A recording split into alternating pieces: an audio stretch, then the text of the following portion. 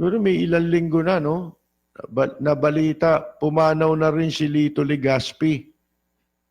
Kilala niyo yun, di ba? Artista yun eh. Tatay ng mga sila Soren, mga kwan. Alam niyo yung si Lito Legaspi, nung nandun tayo sa dating himpilan, siguro mga between 2009, 2010, yan. Kuwano eh. Tinawagan ako niyan eh. Nakikinig pala yan sa programa natin. Nag-imbita na kung pwedeng magkita kami, magkaharap kami para magkakakwentuhan, magkape. Sabi niya, nandito ko anya sa sa Manila Hotel, coffee shop. Kung meron akong ano rito, anya meron akong, anong tawag dito? Taping, yan. May taping kami rito. Baka kung pwede ka makasaglit, magkaharap naman tayo. Nakalimutan niya na kailan ba yun? Dekada 90, nagkakilala na kami. Hindi niya lang siguro. Kasi, noong time na nagkakilala kami, una, ano yun eh, wala ako sa media nung mga panahon na yun. Kasi kamamatay ng tatay ko, tumigil muna tayo pansamantala noon. Ngayon, nagkakilala na kami nung araw. Nagdala sa akin dyan di ko makakalimutan, si Amay Bisaya pa nga Dinala sa akin yan Meron silang pinatutulungan sa akin noon na, hindi ko na sasabihin kung ano, no? Basta gano'n ang dinala sa akin para merong patulungan. Ngayon, yung nagkita kami niyan doon sa Manila Hotel, nagkape kami. Alam niyo, nakita ko sa kanya, kaya pala siya nakikinig sa atin. Gustong-gusto niya ang topic natin, yung kagabi. Yung tungkol sa pagmamalasakit sa mga mahihirap na mga bata, yung mga walang matulugan, yung mga madalas natin yun ang ano niya. Yun ang concern niya sa natin, sa programa natin. Napakalaki ng impact para sa kanya noon. Di ibig sabihin may mabuting kalooban yan, di ba? Si Lito Legaspi sa mga mahihirap. Di ba? Sabi niya, yan ang tamang anya na dapat mo laging sinasabi yung para magising. Hindi lamang ang pamahalaan, kundi gusto niya magising ang lipunan. Mga kaibigan, sa kalagayan itong mga kababayan nating nakikita niya, nakikita ninyo, natutulog sa lansangan. Nakikita mo kung ano-ano na lang ang kinakain, di ba? Minsan hindi na kumakain. Yung mga bata, yan, yung palaboy-laboy, walang problema, bigyan natin ng disiplina. Anong disiplina gusto mong gawin dyan? Wala nga bahay yan. Di ba? Pag umuwi naman sa bahay, wala naman makakain yan. Wala naman trabaho yung magulang, naghahanap ng trabaho siguro yung magulang, walang matagpo ang trabaho dahil construction inchik na nagtatrabaho sa construction Mga kaibigan paano yan? Tapos sa Maynila, ang gusto nila dyan, pinatutupad nila, kulong. Bata lang yan, kukulong mo. Anong gagawin mo sa kulong? Hindi mo tinulungan. Hindi niyo ba alam ang kahalagahan ng mga kabataan kung bakit natin ipinaglalaban lagi ang mabuting pamamahala sa gobyerno? Bakit? Alang-alang dito sa mga kabataan, sila yung susunod. Hindi ba? Paano na sila? Paano na yung susunod sa kanila? Kung hindi natin sila tutulungang maihanda ang kanilang sarili, pagdating sa panahong sila na, ang nandito na lang sa mundo. Hindi ba? Kaya yung sinasabi, yan yung pag-asa ng bansa natin, ng bayan, sabi ni Dr. Jose Rizal, di ba? Ang kabataan ng pag-asa ng bayan. Bakit? Sila yung susunod Hindi ba? Pero kailangan, meron tayong gawin pare-pareho. Oh, lalo, kailangan ng impluensya ng pamahalaan para magawa yan. Para mapasunod mo ang tao. Pero napakahirap. Sabi ni Secretary Panelo, incorrigible daw. Yun naman, pinatutungkol niya dun sa mga kwan, sa mga presyo. Pero ang sabi niya, alam mo tayo mga Pilipino, ano tayo? Incorrigible. Ano? Hindi totoo yan.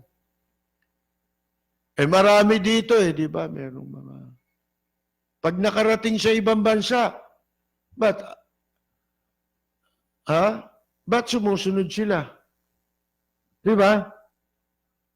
Bakit? Isipin mo, pati kultura doon, iba. Ganun talaga ang buhay Kailangan, pag pumunta ka sa ibang bansa, ikaw ang mag-a-adapt doon sa kultura nila. Di ba? At susunod ka doon sa batas nila. Bagay na ginagawa naman ng maraming Pilipino, di ba? Ang mahirap lang kasi, ganito yan Kami nga nung araw sa Japan, ang ganda wala nang pinakamagandang klase ng trabaho at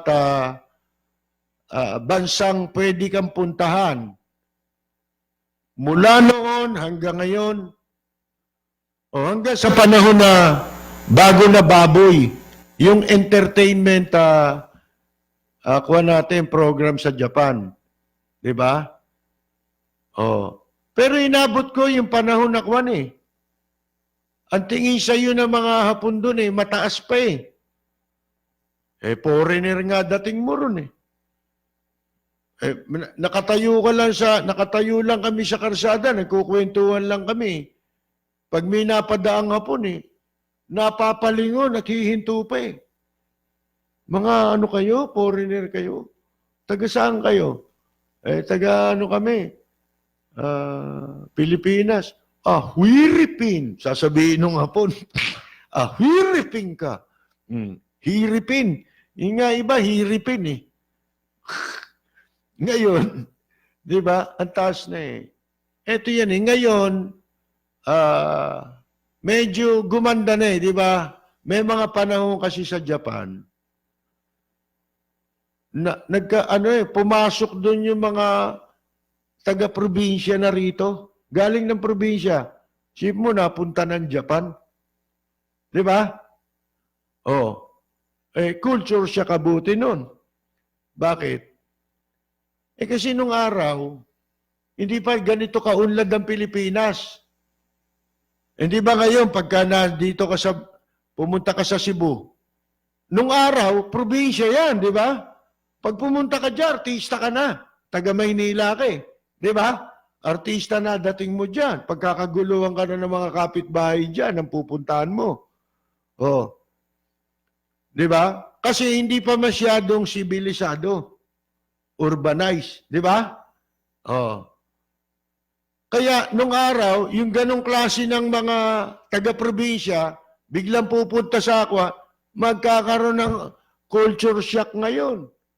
Kasi napakaunlad nung bansang pinuntahan niya, iba na Mga kaibigan iba rin ang kultura. Ayun mangyayari. Kaya marami doon mga unti-unti na baboy. Hindi ko sinasabing, pero sa kanila sumama bandang huli. Bakit na yun? Kasi nga hindi sila, ni sa Maynila nga, hindi sila sanay Di ba? Dalin mo dito sa Maynila, may culture shock na mga kaibigan. Kaya nung araw, mga Bisaya, di ba? Hanggang pier lang Di ba? Nananaksa kung ano-ano. Ano-ano mga naiisip na. Bakit? Kasi nga nung araw, hindi katulad ngayon, kahit saan ka magpunta, para ka na rin nasa Maynila. Kung ano meron sa Maynila, meron na sila ron. Hindi katulad nung araw, makakapasok lang sila ng department store dito sa Maynila. Di ba? Sa kanila wala nun. Sari-sari store lang meron doon. Malalayo pa. At saka mga tinda ron, tuba o ano-ano, di ba? Oh. Hindi katulad ngayon. Urbanized na. Highly urbanized na. Kahit saan ka pumunta sa Pilipinas ngayon, maliban na lang yung mga mountain province, di ba?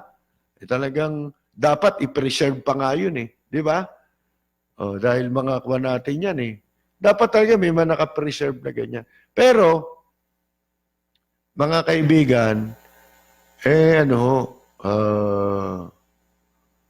sumama nung mga bandang huli na, no, sa Japan.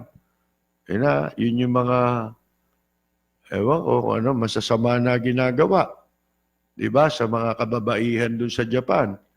Alam naman ninyo yung mga Haponesa, dahil nga sa mataas patingin sa mga Pilipino noon, ang Pilipino sa Japan noon, pinakakaguluhan ng mga Haponesa. Kahit mukhang kabayo, mga kaibigan. Ha? Basta ano ka, basta banda ka. Oo. Meron nga ako nakasama roon eh. Mga kaibigan, hindi naman sa panlalait eh. Ewan ko. Yung mukha na yun. Akalain mo makapag-asawa ron, may restaurant. Talaga swerte eh. Di ba? Probinsyano pa. May punto pa nga eh. Yung salita eh. Ngayon, hindi na okay na ang mga Pilipino ay siya magpunta. Ngayon, saan ba ako nanggaling? Nag-umpisa kay, kay Lito Legazpi. Nakikiramay nga pala tayo. Mabait din yun eh. Siyempre, pag-aaralan mo yung kausap mong tao, yun ang binrot up niyang issue. Imbitahan niya pa ako doon. Yun lang pala pag-uusap. Para sa akin, normal na sa akin yun eh. Di ba? Nasabihin natin yung issue yun. Siya parang talagang kinarir niya eh. Dinibdib niya eh. Dinidibdib niya yung abang kalagayan ng ating mga kababayan na nakikita niya.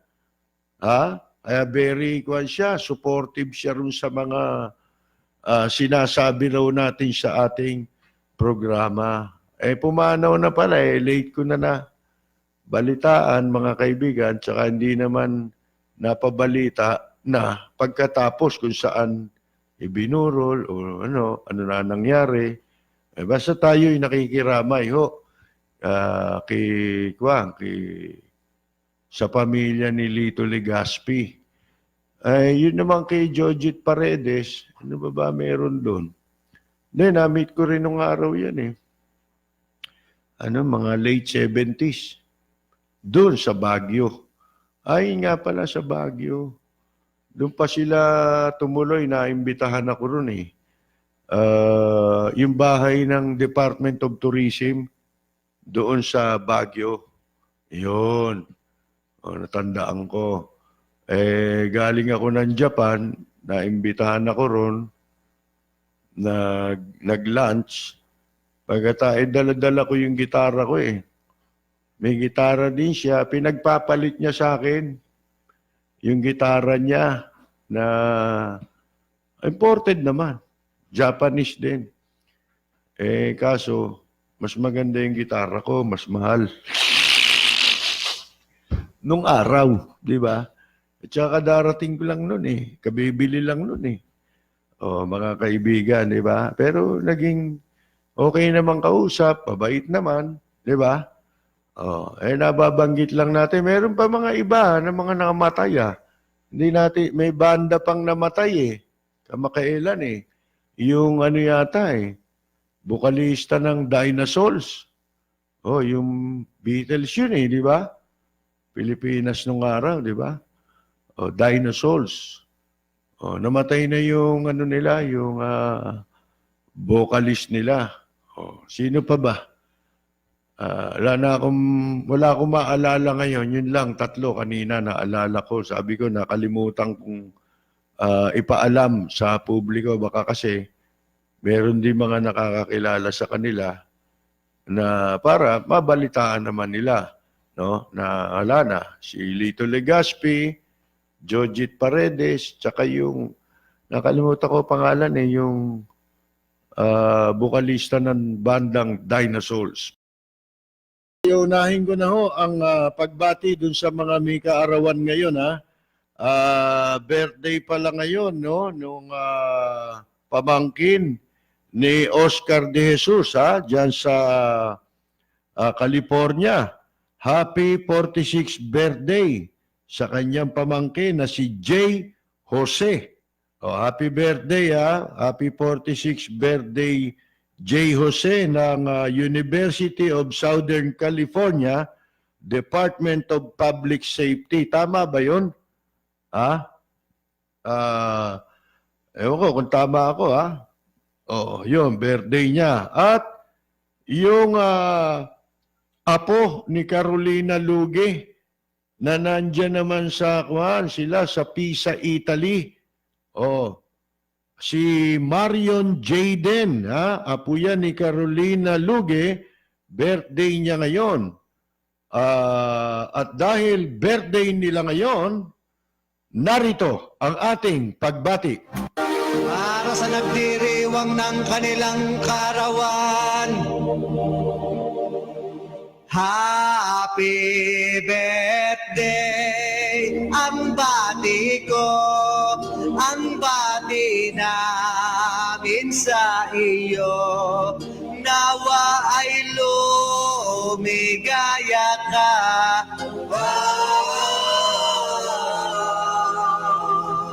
At abutin mo pa sana ang maraming kaarawan.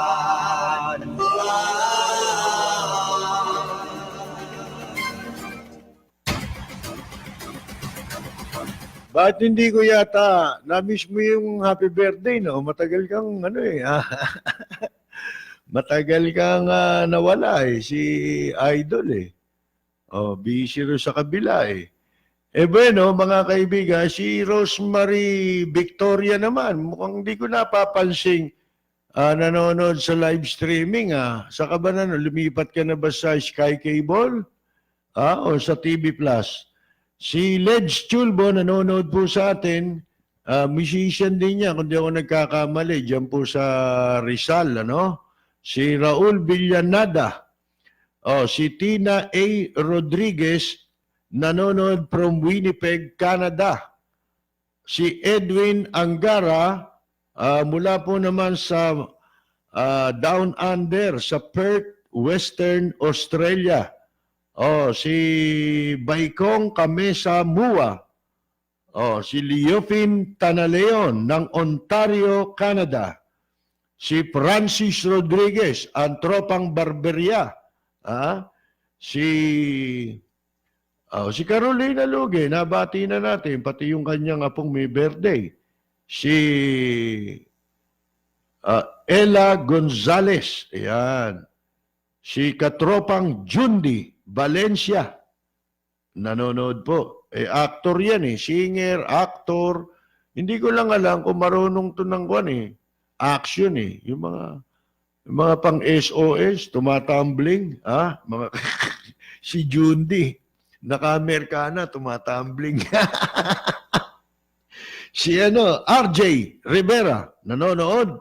Ang ating kaibigang Rudy Santos, naka-base na ngayon sa California, pero dati po siyang miyembro ng bandang Horoscope. Yung bang nagpasikat ng awiting Sa Tunduman May Langit Din.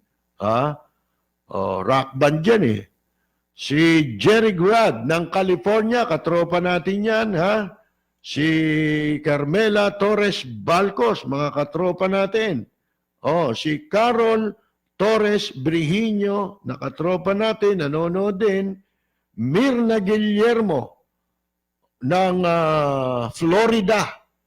Katropa na rin natin yan. Susana de los Santos. Yan. Mga ano to, mga original na katropa yan, ha, ng Lapid Fire. Si Diana Sayas Kirante. Oh, nanonood. Saan ba si Diana? Nabanggit niya kagabi kung saan sila eh. Kalimutan ko eh. Si Oscar Samson Jr. ng United Kingdom. Oh, siyempre ang ating katropang si Arlene Tañedo Varias at ang kanyang husband na si Ramon. Oh, ang ating kaibigan Yula Sotelo, isang veteran musician, nanonood. Katropa nating sa Tokyo, si Jorge Beichong. O, kumusta? Nakabili ka na ba nakapagpagawa ka na ba, Jorge, nung, isang araw lang, may bahay ka na? Si Belia Salidor Privado Rehencia, sabi niya, naku po, batas na sobrang kababoy naman po yan. Batas sa Iran. Oo, kayo, malapit kayo. Di ba nasa Middle East din kayo, Juan? Belia? Oh, sa ano kayo, di ba? Middle East. Oh. Yan, batas na yan, nakakakilabot, di ba? Si Joe De Lemos nanonood po, Rosita DC, katropa natin, ha? Ang jet setter, si Rosita DC. Si April Lapid. Si Rosie Sulayaw, watching from Hong Kong. Si Mel Rualizo ng Stockton, California. Si Rosita sa cable na pala nanonood eh, pero nakakapag-comment pa, no. Si kalab team daw ni Vilma Santos, si Jojit Paredes. Oh, ganun ba 'yun? Oh, pero napanood ko nung araw yung Two of Us eh, napapanood ko sa TV, di ba? Kasama si Hinares. Oh, si Yaba Daba Dudes nanonood.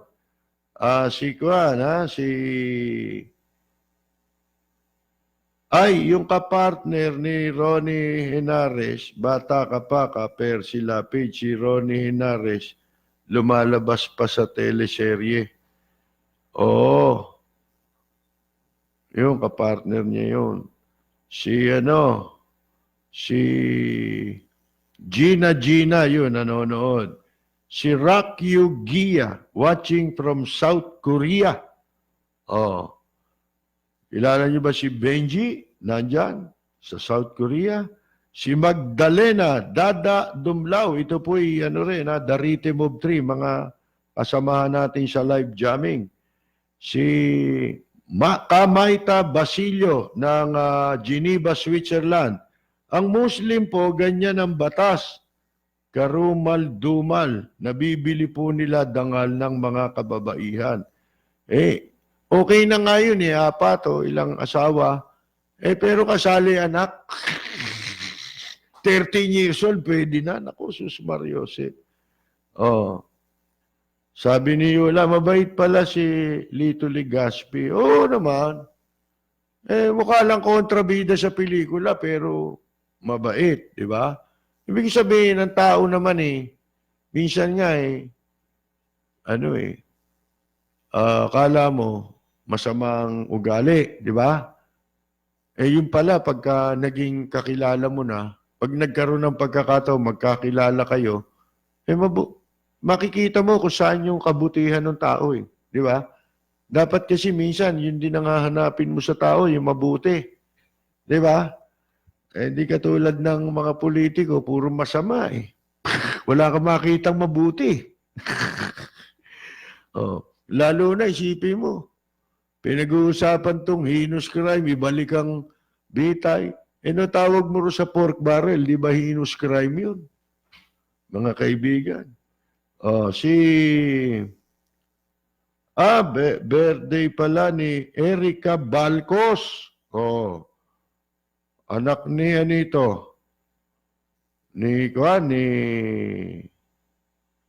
Carmela Torres Balcos.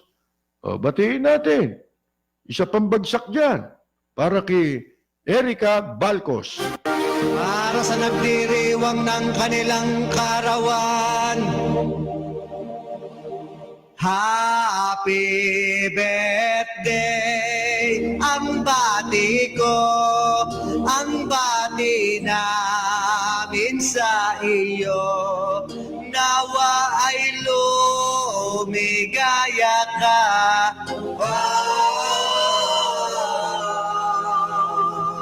At abutin mo pa sana ang maraming kaarawan.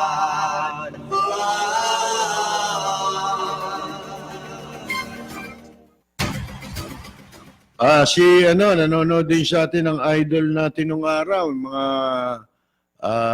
sinundan natin mga banda nung araw, mga nauna sa atin to eh. Si Ray Bonifacio, nasa California, ng bandang Halimaw nung araw sa Japan.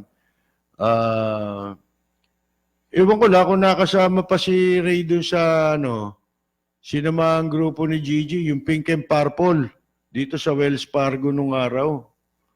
Hindi ko malaman kung nakasama pa si Ray dun eh.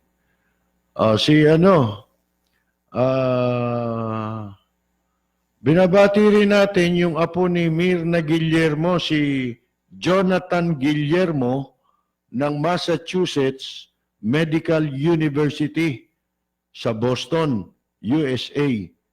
Birthday naman niya bukas. Bukas, batiin natin siya, di ba? Birthday niya. Si Alvin Eradiel Paleracio, nanonood din po sa atin. Si Lito Legaspi raw, Sampaguita Pictures pa, kapartner ni Liberty Ilagan. Ayan, minsan ni Susan Roses. Matagal na eh. Si Kaber, na nagdiwang ng karawang kamakailan, di natin nabati, Mabuti naman, nakita ko, nanonood ngayon. Kabert Miranda, si Lito Pakatang ay nanonood din. Si,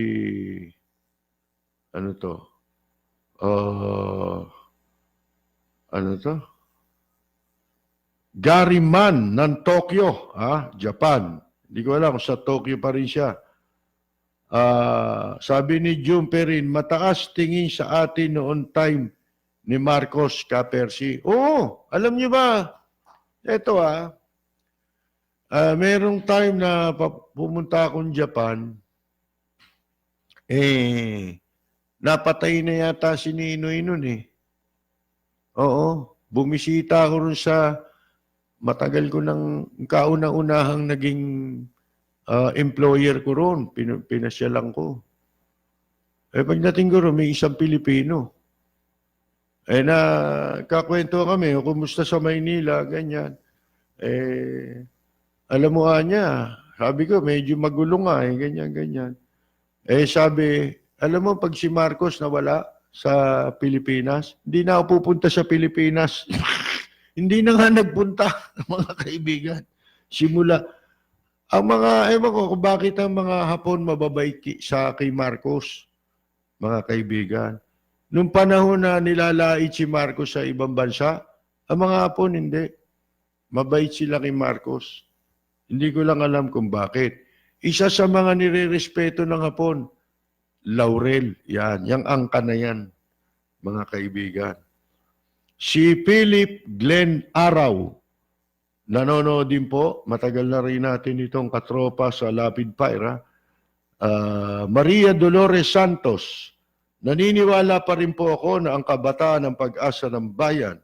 Kung kaya nga po, nagpapaaral ako ng mga batang kapuspalad sa bayan ko sa Hagunoy, Bulacan. Nandito po kaming mag-asawa sa London. Ganun po ba? Taga Hagunoy, Bulacan pala kayo.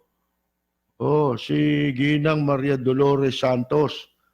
Musipin mo yan, Hindi, kasi nga, kaya sinasabi yun, sapagkat sila yung sila yung magtutuloy. Pag tapos na tayo, sino susunod? Yung kabataan na, di ba? Kaya kailangan yan, merong, sa halip na kinukulong mo yung mga bata, lalo na yung nasa lansangan. Gumawa kayo ng programa. Ha? Oh, halimbawa, na-curfew. Okay yun curfew, patupad nyo yun Pero hindi kulong. Parang ginagawa mong kriminal. Magtatanim ng galit yun sa mga bata. Oh, ang gawin mo i-hold mo sila ng ilang oras lang. Bigyan nyo ng orientation. Meron kayong parang, orientation, may module kung ano. Alam mo yung bata, yan, inorient mo, no? Tinuturuan mo, nile-lecturean mo. Pag matagal yan, maano yan? Magtatanim sa isip nila yon. Ayun, madadala sila. Di ba? Gawin mo 2 oras. Katunayan nga hindi nyo pa na-explain Nagpapatupad kayo ng ordinansang ganyan. Hindi ba yan, magkakaroon ng conflict sa batas? Ordinansa lang kayo may batas tayo yung paglabag sa karapatan ng mga bata. Di ba? At saka ng mga kababaihan. Tapos kala mo kung sino kayong mataas, ordinansa lang yung pinagmamalaki yung curfew. Di ba? Na sinamahan nyo ng kulong.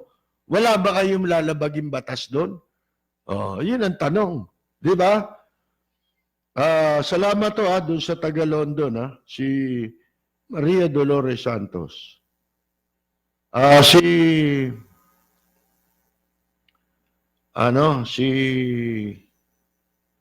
Helen Diamson Ballesteros nanonood.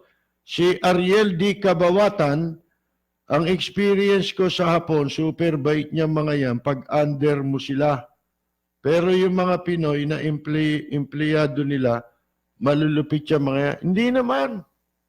Siguro, pagka yung mga salbahe yung mga napuntahan mong mga gangster. Pero hindi.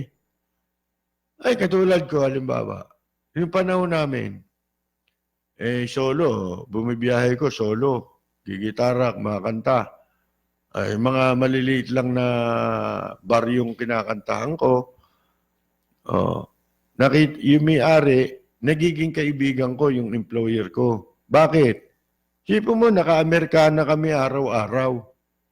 Pag puno yung bar, pag puno yung club, mga kaibigan, hindi magkamayaw ang customer, nakikita ko yung amo ko.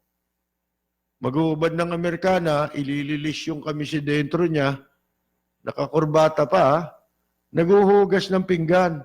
Nakikita ng mga tao May counter, may sa gitna, may bilog, may lababo ron, yung hugasan ng mga pinag-inuman, di ba? Mahirap bang gawin yun? Ginagawa ko, tumutulong din ako kasi ang mga establishment sa Japan, pansinin nyo. Pagka nagkaroon ng isang bar, nagkaroon ng 2 waiter, marami na yun. 3 waiter, marami na yun. Kasi yung manager, nagwe-waiter din sino ka para di ba? Kasi palibasa, mga entertainer tayo, nasanay tayo medyo may pride, di ba? Pero hindi pala yun. Mas gusto pala nila yung marunong ka makisama sa lahat ng Hindi ka naman nila pinagtatrabaho. Katulad ko, hindi naman ako pinag-uugas kung nakita ko, ginagawa niya, di gawin na rin ang gagawin ko. Di ba? Mga kaibigan, nasaan yan Tayo dapat mag-adapt kung saan man tayo pupunta.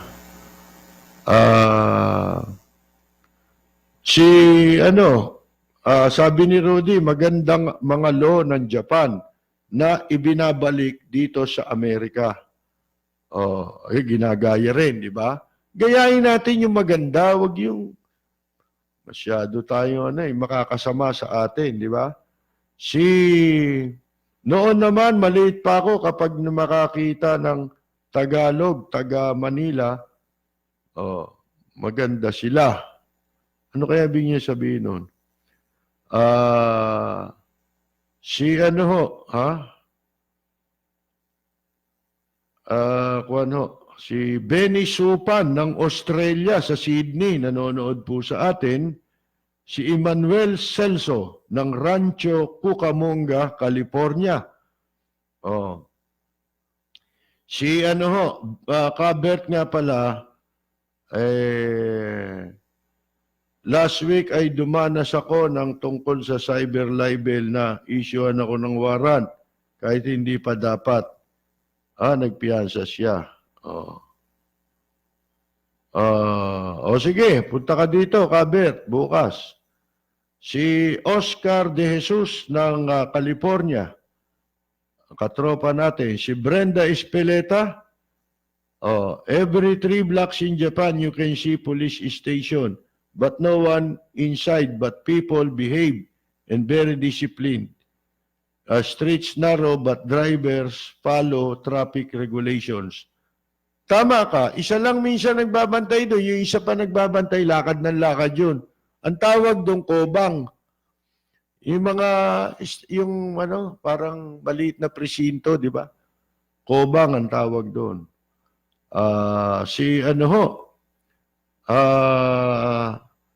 Flores, Roldan Flores, yan. Nanonood sa atin. Na-mention pala ni June Ferrin sa chatroom daw, nung araw din namatay si Lito Legazpi. Si Gabriel Ramos, sana magkaroon ng public consultancy through media bago maging batas para makaambag ang publiko ng komento at sa ganon.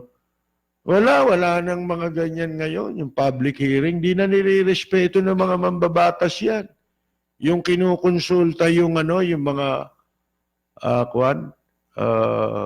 maapektuhan, di ba?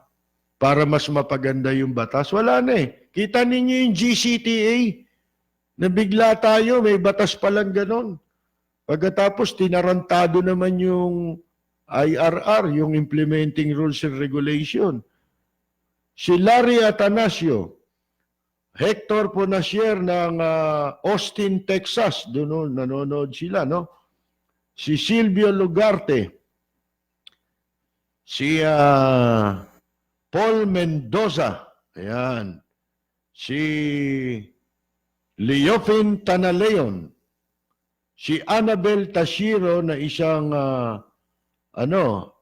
jazz singer sa Tokyo, Japan. Nanonood din, binabati natin. Si Attorney Berteni Catalunya Kausing. Ba't dito maag si Attorney? Sayang. Para nakuha ko sana yung kanyang comment dun sa pinirmahang batas ni Presidente Duterte. Pedro Penduco. Ayan. Si Joselito Camacho, watching from Pleasanton, California. Joseph Llanera. Mukhang matagal na nating Pinababati niya si Leonard Andre Saison. Nanonood din sa Subic, ha? Si Jimmy Solano. Si Leo Fernando. DC Encarnacion. Si Bert Neri, nanonood from Melbourne, Australia. Si Tony G. Gachi. Si Ronnie Dayo. Ayan po. Si Joel Cruz. Si Arnie Randolph Antonio ng Canada. Derek Barry. Nanonood live streaming sa Tondo. Si Aida Trillana ng Paris, France. Ayan po. Si Ireneo Daphne Binoya. Nanonood sila from Greenwood, South Carolina. Kaano-ano niya kaya si Ernie Binoya? Yung pumanaw din na musician. Kasama ni Chairman din sa banda yun, di ba? Dati. Pero yun, nakasama namin sa Japan yun. Pati may bahay ni Ernie, kaibigan ko rin yun, si Doktora. Si Edgardo Lim, sa New York, binabati natin. Si Victor Flores II, from Italy. Nanonood siya. Joe Marcinas, ang angat. Sa Hong Kong, nanonood siya. Si Diana pala, taga Manitoba sa Winnipeg, Manitoba, Canada. Si Nick Mozo. Si Jomar, nabanggit na natin. Si Bakya Onza ng Long Beach, California. Si June Sapra.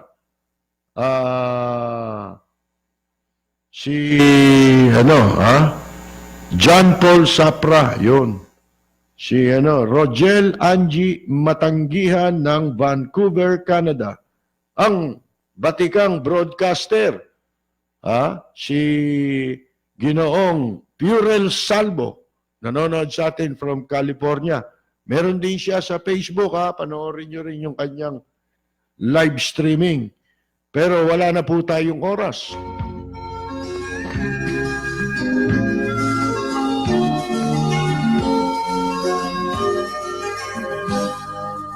Bayan ko ay isa ang lahi. Dito'y wala ang pagtutunwari. Hindi padadai sa tiyang kilala sa daigdig. May pagkakaisa sa bawat nais. Ang bayan ko'y punong-puno ng yaman. Bakit ito'y kailangan pang iwanan? Hindi nga ba't anong sarap mabuhay ng buong ganap? Sa bayan mo, sumabit man yaong wakas. Dito sa... Mga kaibigan, wala naman po tayong oras, kaya dyan po tayo pansamantalang muling magpapaalam. Maraming salamat sa lahat ng mga nanood ng ating pong palatuntunan, lalo na po sa mga nakinig na inyo pong napapakinggan dito po sa makasaysayang himpilan ng DZRJ 810 ng Radyo Bandido, sa mga nanood sa TV Plus, sa Sky Cable, at sa mga nanood sa live streaming. Maraming salamat po sa inyong lahat. Sa pangalan po ni Ariel, ang ating macho guapito, ang ating idol, ang ating technical director, ito po si Percy Lapid. Maraming salamat at magandang yumaga! Grace po!